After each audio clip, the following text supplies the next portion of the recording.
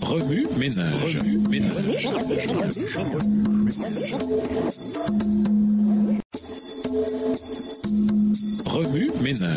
ménage.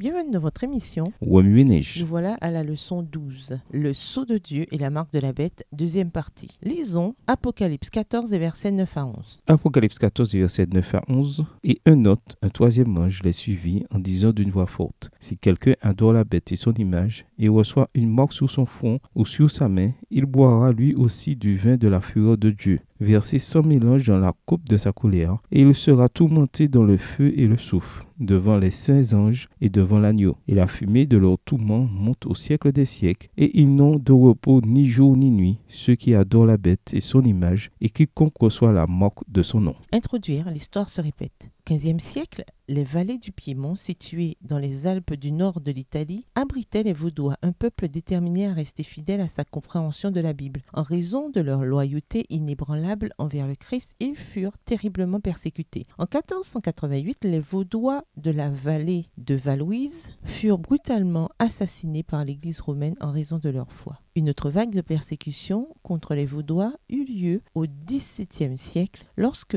le duc de Savoie envoya une armée de 8000 hommes sur leur territoire et ordonna que les habitants locaux cantonnent ces troupes dans leur foyer. Ils firent ce qu'il leur demandait. Malheureusement, cet ordre n'était qu'une stratégie pour permettre aux soldats d'accéder facilement à leurs victimes. Le 24 avril 1655, à 4 heures du matin, le signal fut donné et le massacre commença. Cette fois, le nombre de victimes s'éleva à plus de 4000. L'histoire, hélas, se répète souvent. La prophétie de la marque de la bête a trait au dernier maillon d'une chaîne maléfique de persécutions religieuses qui remonte à travers les siècles. Tout comme les persécutions du passé, elle est conçue pour forcer tout le monde à se conformer à un certain ensemble de croyances et à un certain système d'adoration. Cependant, Dieu aura comme toujours un groupe de croyants qui refusera de se soumettre. Remue-ménage. Écrivez Apocalypse 14 et versets 9 à 11 à partir de la version biblique de votre choix. Vous pouvez également réécrire le passage avec vos propres mots, tracer les grandes lignes du chapitre ou en faire une carte touristique. Au revoir. Et à demain si Dieu veut.